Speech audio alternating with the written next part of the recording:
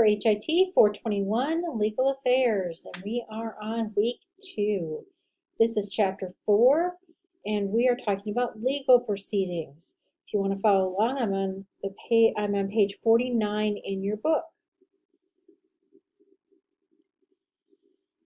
All right, so let's start off with substantive law versus procedural law. Substantive law defines rights and obligations that arise between two or more parties. Procedure law provides court rules to guide a lawsuit from the beginning through the end, whether that's a trial, settlement, or dismissal. So we're going to focus on procedure law, not substantive law. Just know that as we move forward. So I think we're pretty much all familiar with this, that parties to a lawsuit, you have a plaintiff. This is the person who's initiating the lawsuit to enforce his or her rights or enforce somebody else to fulfill their obligations. There can be more than one plaintiff. There can be multiple plaintiffs. The defendant is the individual or organization that is the object of the lawsuit. They're the one that the lawsuit is brought against. And again, you can have more than one. The government can be a plaintiff. The government can also be somewhat of a defendant, although that is very rare.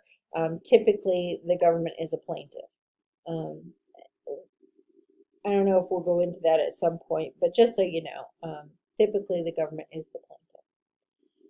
Class action. This is when you get a group of consumers together who are going after a powerful entity, whether that's one organization or several, for alleged wrongdoing. So you've got the group of consumers who are acting as a plaintiff and the powerful entity, which may be one or more organizations, as the defendant. All right, litigation. These are the legal proceedings that accompany a lawsuit. It's the process. It's a litigation process. So before trial, you have what are called pleadings. These are documents generated by the parties that are involved, and they include complaints and answers. And they put in here that the clerk of the courts is the one who maintains the documents. So as they're requesting documents and they're gathering things up for a case pre-trial, you have to deliver things to the clerk of courts. They're the ones that gather everything and make sure that both sides have them. Then you get to commencing a lawsuit. That's where the complaint itself is actually filed, and you have the summons delivered served to the defendant. And then the defendant has to respond in an answer. So you have the information so let me go back. You got the information gathering where it includes complaints and answers. Then once you get to the point where you say, okay, we're definitely going to file a lawsuit, that's when the complaint is filed with the court and the defendant is served and given a summons. And it can be done in person, by mail, publication. It's usually done in person.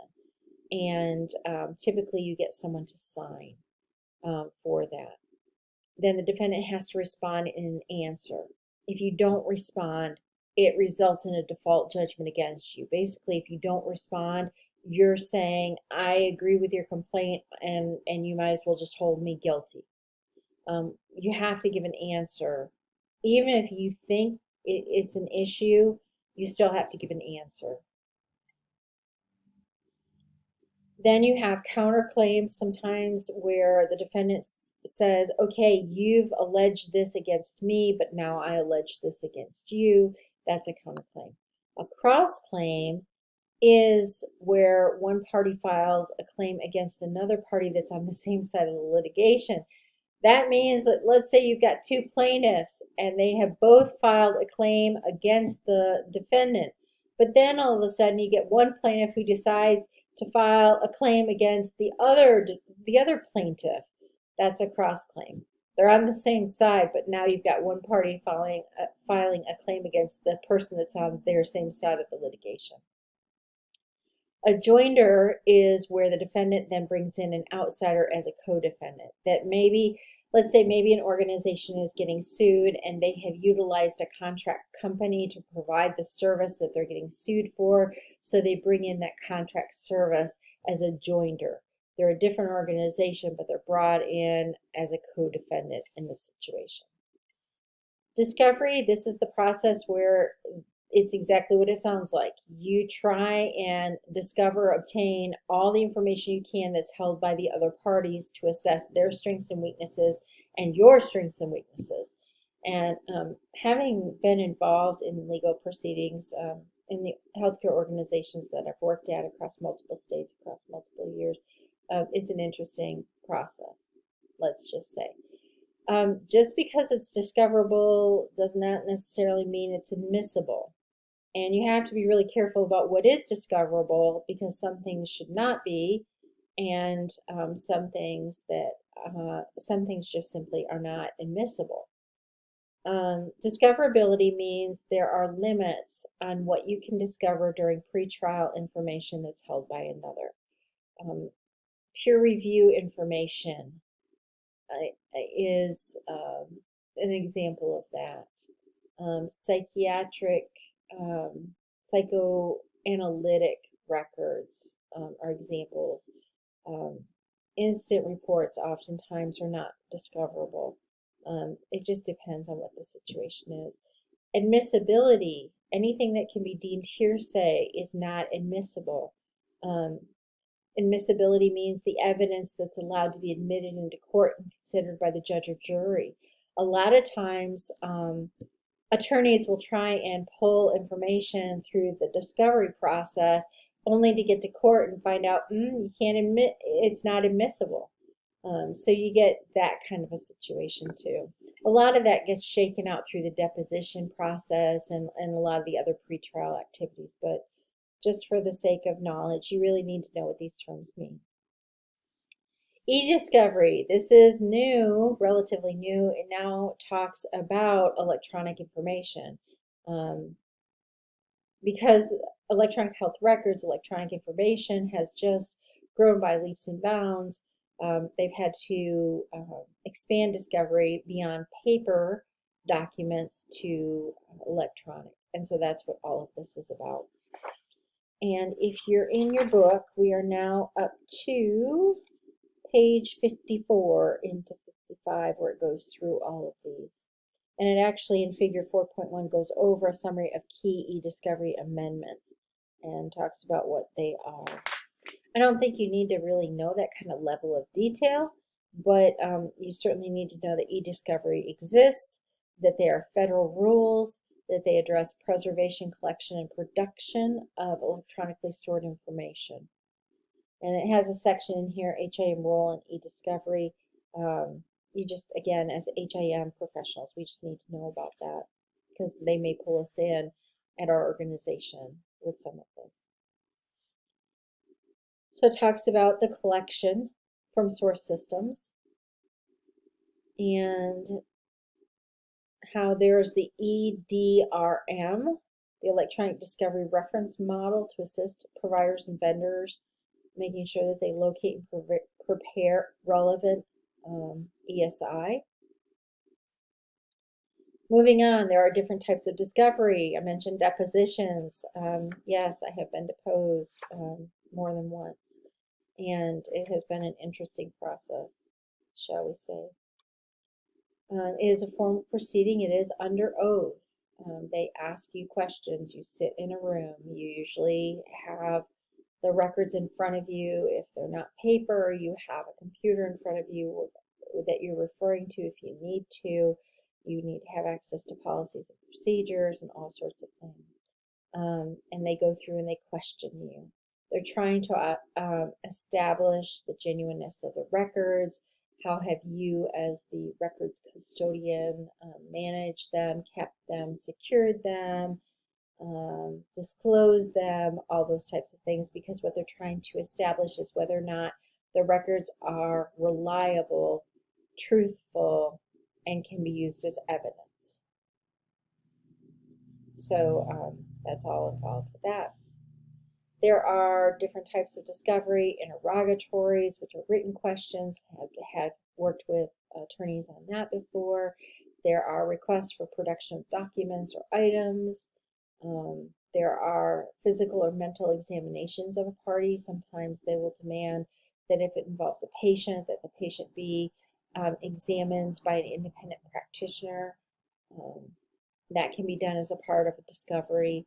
Request for admissions, you can ask the opposing party to admit to certain basic facts to diminish time and money spent providing them. And then they have tools that compel discovery. And this is where we often get involved as HIM professionals, is either through court orders or subpoenas. And again, I'm gonna put this out there. It varies by state. So if you end up in the release of information field, if that's the area that you go into, you will have to learn your state's laws inside, outside, upside down. But not just that, but if you are close to another state like Wisconsin or Minnesota, or South Dakota or Nebraska or Missouri or Illinois, you'll also have to know their laws as well, because it's very possible that you could get a subpoena or a court order from an out-of-state jurisdiction. And then you need to know how to handle that because it's different. You may not be required to comply with an out-of-state court order. It depends on what your state laws are. And same thing with a subpoena. They can send them from now until next week. But if your state law does not compel you to do that, then you definitely need to let them know in a nice way that you're not bound by that, and that if they wish to obtain the information, here are the steps required by your state to obtain that information. That's a nice way to do it. So anyway, court orders. This is a mandate by a judge to compel testimony or production of documents.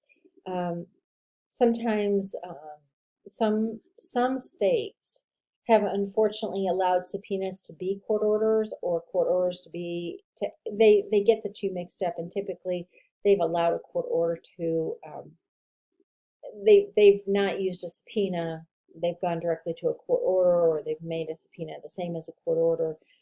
Some states choose to do that. I think it really muddies the water personally, from having worked in multiple states and seen different things. That's not really a good way to do it, but not like every state asks me. So moving on, a court order is typically issued by a judge. In some states, subpoenas act as court orders, and so again, you have to know what your state law is and know whether or not you're in one of those states that does that. If you're mandated by the judge, you have to do it unless there is some overriding reason why you can't. And so if you get that kind of a situation, you definitely want to go to your legal counsel and talk to them.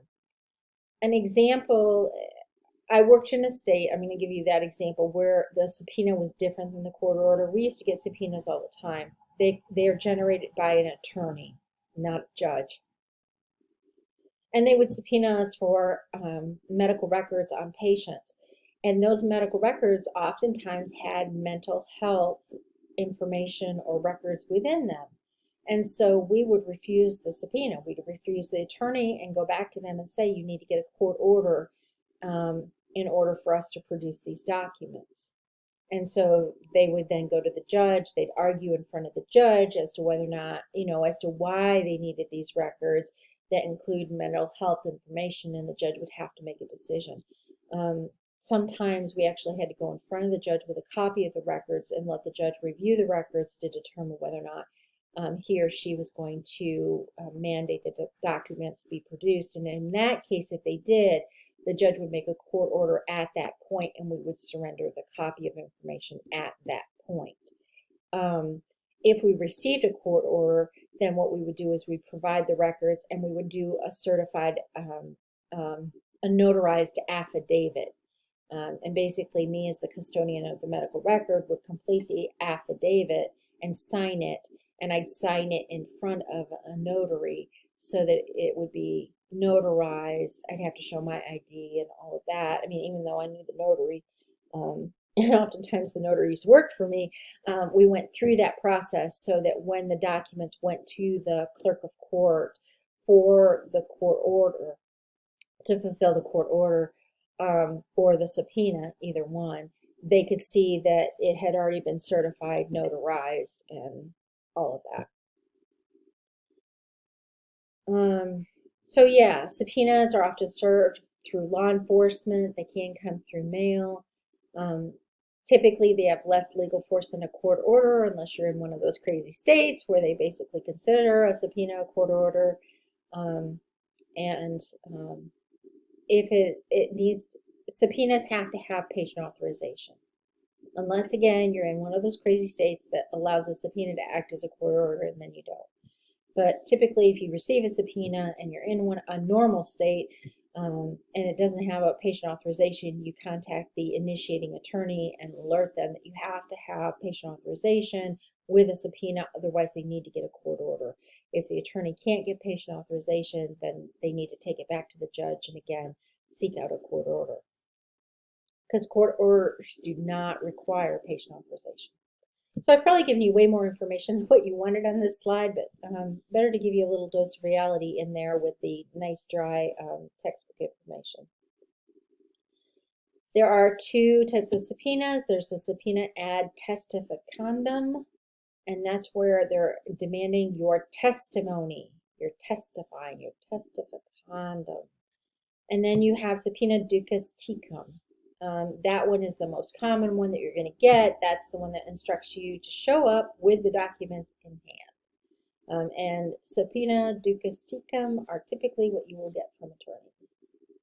They don't really mean for you to personally appear, and the way you get out of it typically is by doing the certification with the notarization and providing the documents to the clerk of court. But if they want you there, they want you there.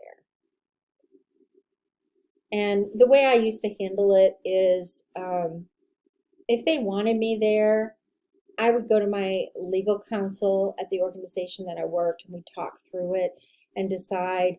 And oftentimes, there were two guys that were attorneys at the place that I worked in North Carolina, where I was for the longest period of my career.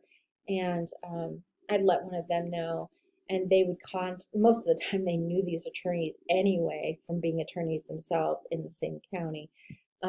They just call them up and have a personal conversation and say, look, we'll make sure they're certified, notarized, and at the clerk of court, but do you really need her to be there? They tried, I really appreciated the way that they defended me and tried to keep me out of it for as much as they possibly could. I had so much work other than that, and who really wants to go and stand outside a courtroom and wait until you're called in? You walk in and you're literally in the courtroom maybe 5 minutes, but you have to be there early and you have to find a parking spot, and you sometimes can wait up. When I was in Florida, I can remember having to get there at least 30 minutes early. I waited for an hour, sometimes an hour and a half. Then they brought me in. I was there in the courtroom literally 5 minutes, 10 max. And then I was back out again and had to pay for my parking, go get my car, and go back to the hospital. I lost so much time in that. And so I was really appreciative when I reached North Carolina. After I did Florida to Indiana to North Carolina, I was really grateful when I got to North Carolina, and the guys took up for me, and I really never had to go to court except for very, very limited situations. All right, elements of a valid subpoena. I would bring your attention back to the very first line of this slide. It varies from state to state, so you have to know your state's information. So you really need to study that if you're going to do this in the state of Iowa or whatever state you're going to work in. If you're going to do release of information, you've got to know it, and you've got to go out to the state regs and take a look at that and read the state statute specifically, line by line by line. The valid subpoena has to have the name of the court where it's issued, the name of the plaintiffs and defendants, the case docket number, time and place of requested appearance. They have to tell you the date, time, and place that you have to appear. They have to tell you exactly what information they are commanding, the form in which the information is to be provided, the name of the issuing attorney, the name of the recipient that is being directed to respond, and then it has to have a signature or stamp of authorized court official or judge. But having said all that, this is what we're teaching you. This is pretty consistent of what should be happening, but it varies from state to state because you have some states that are very careful with subpoenas and what a subpoena has to contain, and they will list that right out for you. And then you have other states that basically say if you get this document, you're going to have to fulfill it no matter what it has or doesn't. So you'll have to research it. That's my point. You can object to a subpoena in a motion to quash, and this is what your hospital attorney would be involved with. I have had subpoenas delivered to me literally at 4 p.m. and they want me to appear with the records the next morning at 8 o'clock in the morning. I have had that happen to me more than once. That is not adequate time for compliance. And I've had my attorney contact the other attorney and say, man, what in the world are you doing? We just got this. It's 4:15 and you want this at 8 o'clock tomorrow morning. So that is a motion to quash reason. If it requires travel beyond the geographical limits of the rule of procedure, and again, you have to know what your state law is.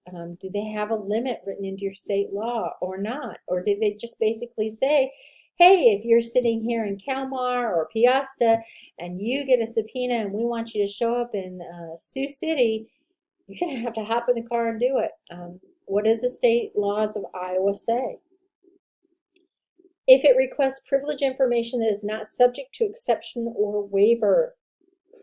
Again, motion to quash when they are requesting private or health information that is super confidential that cannot be released without a court order. You can motion to quash it, or your attorney can. You can't as an HIM individual unless you're also an attorney. If it imposes an undue burden on the subject. That's a little bit more of a gray area that's very difficult to defend, but depends on what they were asking for. If they asked for 500 pages of paper, and instead of accepting an electronic file, that might be an undue burden. You might ask them to quash that particular subpoena and reissue it, permitting electronic data. Warrants and searches. Ooh, exciting thoughts these are. I have seen these as well. If you've been in the field for long enough, you end up seeing and experiencing all sorts of interesting, curious things. There are search warrants. This is a judge's written order that authorizes a law enforcement individual to search a specified place and seize evidence. Most of the time when you run across this involves a fraud and abuse case. And where I ran across this was actually in Indiana, and I was starting a new job there as an HIM director, and this was my first week on the job. And we had the feds come in, and they did produce warrants. They were looking at a specific provider for fraud and abuse, for fraud primarily, and they wanted copies of all of his records because he was a practicing surgeon on staff and had done hundreds of surgeries at our organization at one site or another. Most of them at the main flagship hospital where I was. And so we had a lovely time trying to get them what all they needed. They can't do unreasonable searches and seizures, and you have to make sure you get the warrant, that they come, they present it, they identify themselves, they produce their ID. You have a right to call and verify that what you're seeing and the person that you're seeing is legitimate before you start turning stuff over. But these are good people. They're just doing their job. And if you work with them and you're open with them, it's not a big deal. It's just a wee bit stressful and unexpected when it happens, if it should happen. All right, so you get to the pretrial conference. This is usually held at some point during the discovery period to discuss the case's status, the upcoming trial, and are there any possibilities that this could be settled, that you could negotiate a settlement before it actually goes to trial. And this, you would not be involved in this. This would all be attorneys. It might be an individual if they're a part of that, and the judge. And they're basically making sure that they're not wasting court time. Is there is there a willingness on either on both sides to try and reach a settlement rather than taking this to trial? That's what it's all about. So then you go to trial. Okay, now you definitely have a judge. Sometimes you have a jury. You have your plaintiffs and your defendants and their attorneys. You have your witnesses. They can be just plain witnesses or they can be an expert witness. You have the bailiff, the court reporter, and the clerk of court who is maintaining those records and documents. If the jury is waived, then the judge hears the case. If the jury is not waived, then the jury will hear the case. And if you've ever been for jury duty and gone through where they're trying to pick through and select jurors and get them on a case, then you know exactly what I'm talking about with all of this. The number of jurors depends on whether it's a civil versus criminal case that's being tried. They go through and do jury selection. They randomly pick people, haul them up there, ask them all sorts of questions. Both attorneys have to agree before someone is selected to be on a jury. Attorneys can excuse any juror if they feel like there is just cause, or if they feel like maybe they need to be excused. I will give you an example. While I was in North Carolina, I was pregnant with my son. And late in my pregnancy, I was deposed. And I knew that the trial would likely be held while I was off on maternity leave. And I joked about it with the attorneys on both sides. And, we had a good relationship. And this, obviously, even though it was a case involving the hospital, it was not, there was not animosity there. If you're in a situation where there's a lot of animosity, I would argue that you've got a problem with professionalism between attorneys. But anyway, long story short, my husband received a summons for jury duty while I was on maternity leave, and he was called in and he was seated. And thankfully, he was not called forward. They managed to select their jury before they got to him. But we laughed about how he would be able to argue that he couldn't be a juror, that they couldn't select him because he lived with one of the witnesses. And obviously, in that kind of case, they would have laughed and just gotten him off. In fact, if he had been called forward and the hospital attorney had seen him, he would have recognized him right away and waved him off and excused him. Because it would be very inappropriate to have a juror who is in any way connected with a witness. Trial proceedings. So you have your opening statements. This is where each side outlines their evidence. Typically, the plaintiff goes first, and then you have the defendant. So then you have your presentation. Again, the defendant goes first. You can get cross-examinations by the defense. Then the defense gets their chance to present their evidence. Their witnesses can be cross-examined, and their evidence and witnesses can be cross-examined by the plaintiff. Then you get motion for directed verdict. This is a request for the court to determine that the case is over and is favorable to the requesting party. If that's turned down, then you basically have your closing arguments, your jury instructions, if you have a jury, deliberations, and then the verdict comes out. And if the verdict is against the defendant, then you talk about what is the damage, what is the repercussions. I would say repercussions more than damages. The verdict is innocent or guilty. From that, if it's criminal, obviously the verdict of guilty means that you're going to have some kind of judgment in terms of what the punishment will be. And in terms of, okay, is this going to be, is there going to be jail time, prison time? Is there going to be some kind of repayment situation? Is there going to be some kind of limit on what someone can do? Are they going to be under house arrest? Are they going to be on probation? There's all those types of things. And then it gets to civil, that's where there's damages.